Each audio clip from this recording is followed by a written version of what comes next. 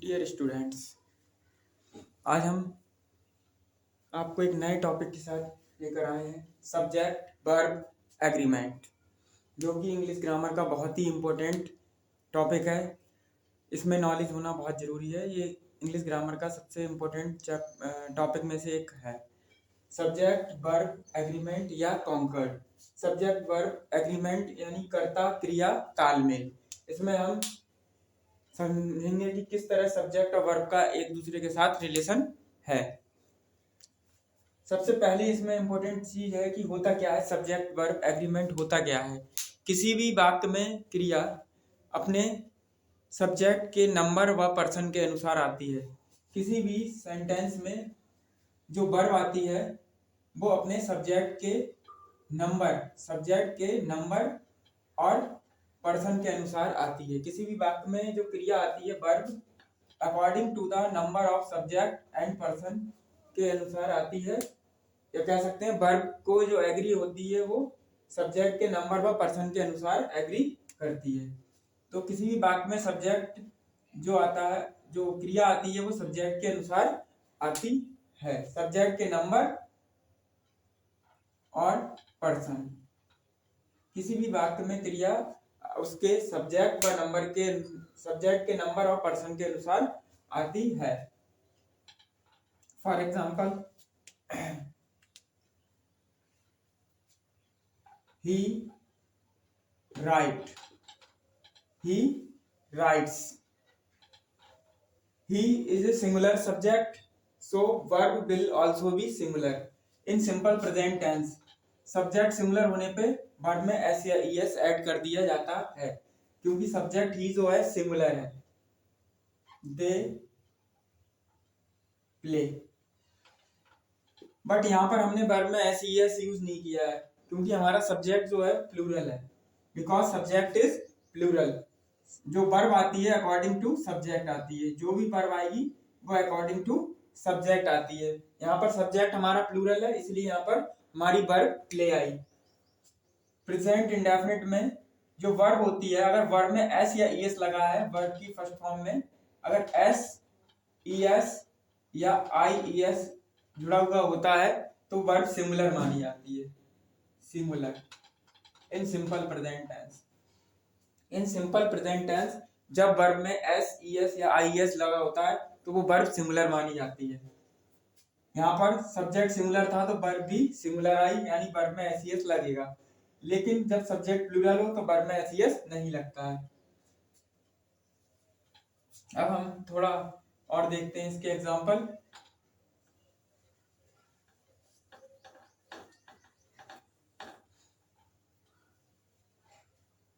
The quality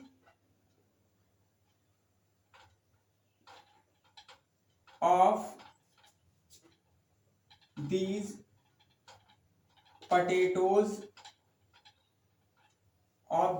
potatoes dash not good। यहां पर हम देख रहे हैं सब्जेक्ट है the quality of these potatoes. ये पूरा सब्जेक्ट है the quality of these potatoes dash not good. अब यहां पर हम ऑप्शन दे देते हैं वॉज या वर। यहाँ पर हमारे पास दो ऑप्शन है, वॉज या वर। अगर हमें इनमें से एक वर्ब लगानी है, वॉज या वर, तो हम देखेंगे द क्वालिटी। इसमें सब्जेक्ट है हमारा the quality of these potatoes. ये पूरा सब्जेक्ट है डैश नॉट गुड। लेकिन इस पूरे सब्जेक्ट में जो बात हो रही है पोटैटोज की ना होकर क्वालिटी की बात हो रही है। The quality of these potatoes dash not good. तो क्वालिटी जो है सिंगुलर है। क्वालिटी नाउन जो है, क्वालिटी एक नाउन वर्ड है, इसका प्लूरल होता है क्वालिटीज। तो यहां पर हमारा दिया हुआ है द क्वालिटी। तो क्वालिटी जो है एक सिंगुलर वर्ड है, इसलिए यहां पर वर नहीं आ सकता, यहां पर आएगा was. The quality of these potatoes was not good. Subject पूरा है हमारा यहां से यहां तक, लेकिन यहाँ पर वर्ब आ रही है द क्वालिटी के हिसाब से। हमें ये देखना पड़ता है सब्जेक्ट का नंबर और पर्सन, उसके अनुसार हम वर्ब लगाते हैं। एक अदर एग्जांपल देख लेते हैं।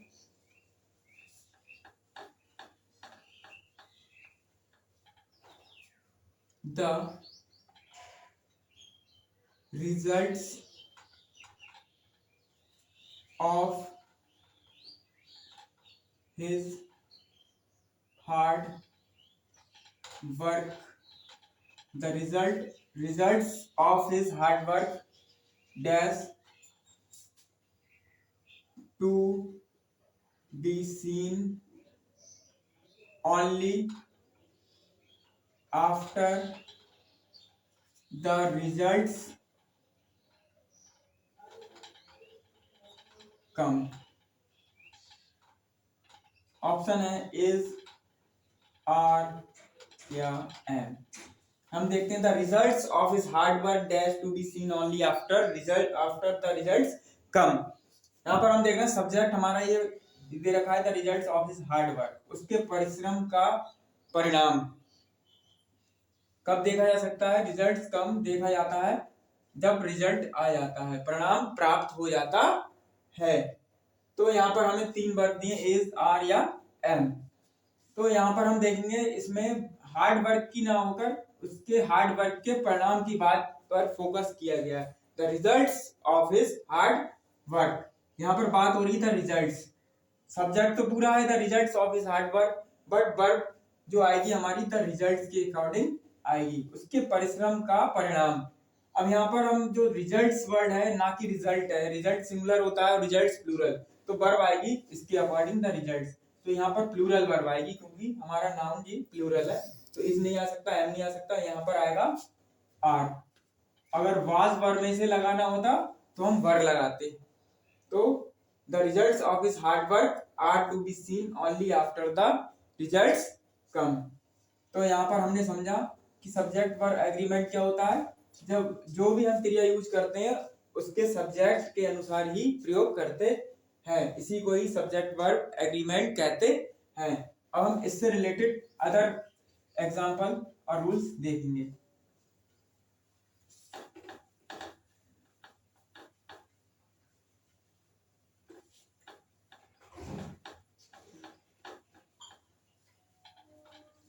अब हम इसका रूल पहला समझने जा रहे हैं। अब अगर 2 या 2 से अधिक सिंगुलर नाउन्स एंड से जुड़े हों, when singular noun plus and plus singular noun, अगर 2 या 2 से अधिक सिंगुलर नाउन एंड से जुड़े हों तो जो वर्ब आती है ऑलवेज प्लूरल प्रयोग होती है। प्लूरल वर्ब, प्लूरल वर्ब, तो वर्ब जो प्रयोग होती है वो प्लूरल प्रयोग होती है। फॉर एग्जाम्पल यहाँ पर नाउन और प्रोनाउन भी हो सकता है। अगर प्रोनाउन सिंगुलर प्रोनाउन और सिंगुलर प्रोनाउन इधर भी हो और एंड से जुड़े हो तो भी हमारी वर्ब प्लूरल ही आएगी। Ram and Raman dash fast friends, fast friends. Ram और Raman, Ram and Raman dash fast friends, is, are या एम, इज, आर या एम। यहाँ पर एक सब्जेक्ट का पहला वर्ड यहाँ राम है और दूसरा नाउन है रमन। यहाँ पर 2 नाउन है और दोनों एंड से जुड़ रहे हैं इसलिए ये प्लूरल हुआ है, इसलिए यहाँ वर्ब जो आएगी प्लूरल ही आएगी। Ram and Raman are fast friends.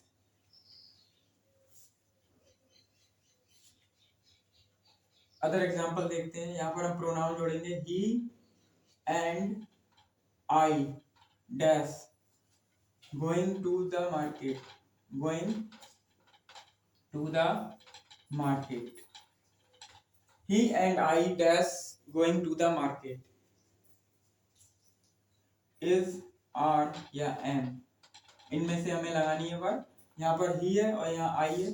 बहुत से बच्चे यहाँ आई देखकर एम लगा देंगे, लेकिन जो कि ये गलत है क्योंकि यहाँ तो 2 हमारे प्रोनाउन है ही और आई। तो हमारा प्रोनाउन जो वर्ब आएगी अकॉर्डिंग टू सब्जेक्ट, और सब्जेक्ट ही एंड आई है, वह और मैं are going to the market. तो यहाँ पर वर्ब आएगी आर, बिकॉज सब्जेक्ट हमारा प्लूरल हो गया क्योंकि ये दो एंड से जुड़े हुए हैं प्रोनाउन। आई होप समझ में आया होगा। अब हम नेक्स्ट रूल बताने जा रहे हैं आपके लिए।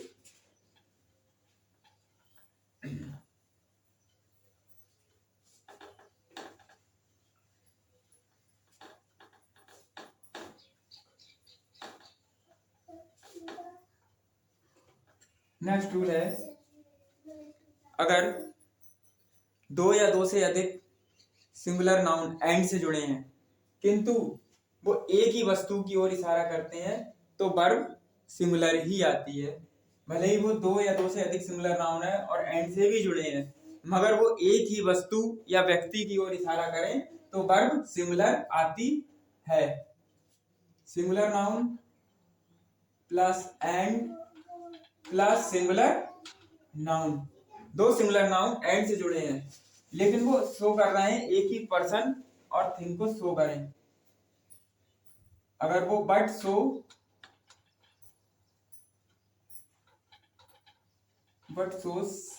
सेम थिंग्स और persons,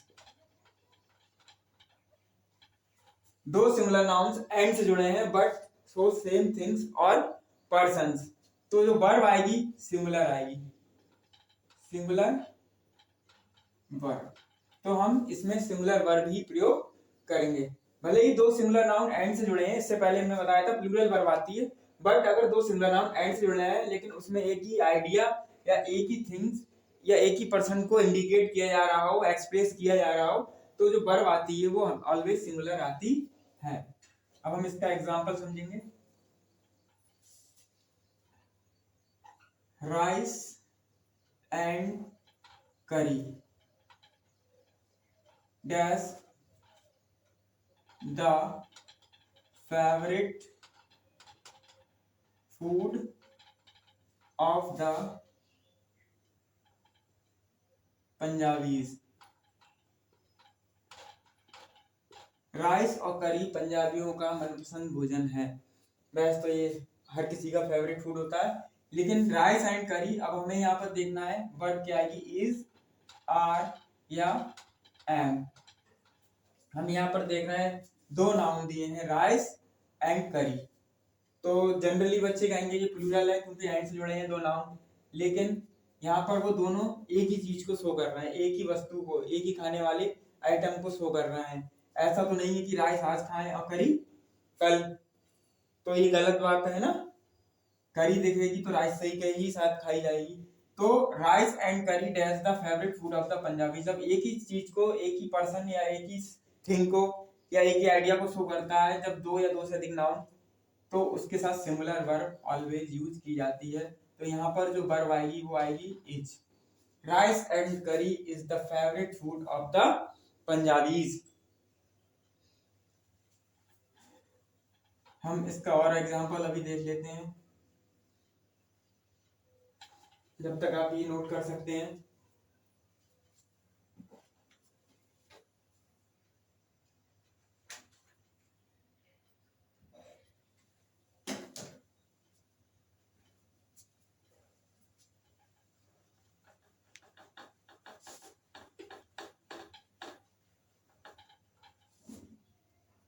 The collector and district magistrate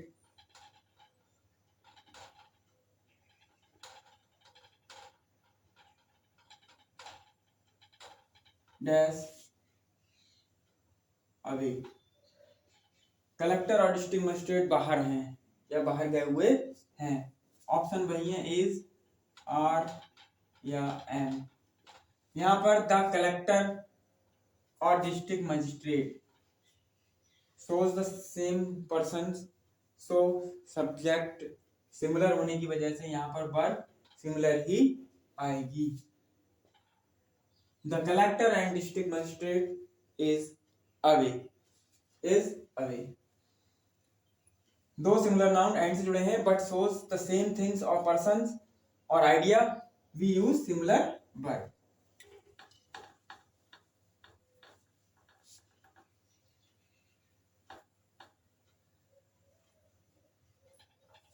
यहाँ पर एक हम नोट अब आपको बताने जा रहे हैं, इससे रिलेटेड, इसी रूल से रिलेटेड एक हम नोट बताने जा रहे हैं। अगर दो सिमिलर नाउन एंड से जुड़े हों और दोनों के पहले आर्टिकल आया हो, the plus singular noun plus and plus the plus singular noun, the plus singular noun and the plus singular noun, यानी दोनों नाउन के पहले आर्टिकल यूज हुआ है, तब ये अलग अलग व्यक्ति या पर्सन या थिंग्स को शो करता है। तब ये अलग अलग पर्सन और थिंग को शो करता है। जब ये अलग अलग हुए तो ये प्लूरल हो जाएगा, इसीलिए इसके साथ जो वर्ब आएगी वो प्लूरल ही आएगी। तो इसके साथ जो वर्ब आएगी प्लूरल वर्ब। रिमेंबर, अगर दो सिंगुलर नाउन एंड जुड़े हैं और उनके पहले आर्टिकल द आया है तो verb will be use singular. For example,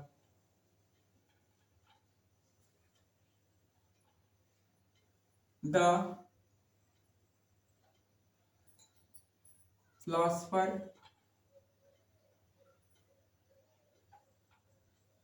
and the teacher, the philosopher and the teacher dash dad। Philosopher का मतलब होता है दार्शनिक, दार्शनिक और अध्यापक मृत्यु को प्राप्त हो गए हैं। तो यहाँ पर दो नाउन है, फिलोसफर और टीचर, ये दोनों अलग अलग हैं। अब हमें ये किस तरह पता चलेगा कि ये दोनों अलग अलग हैं?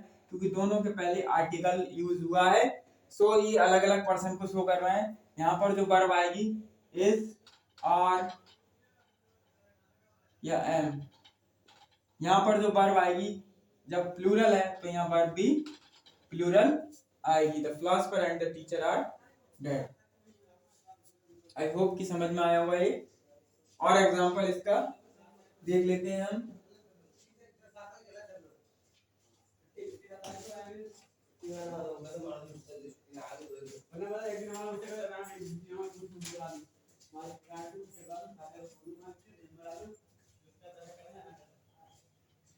The player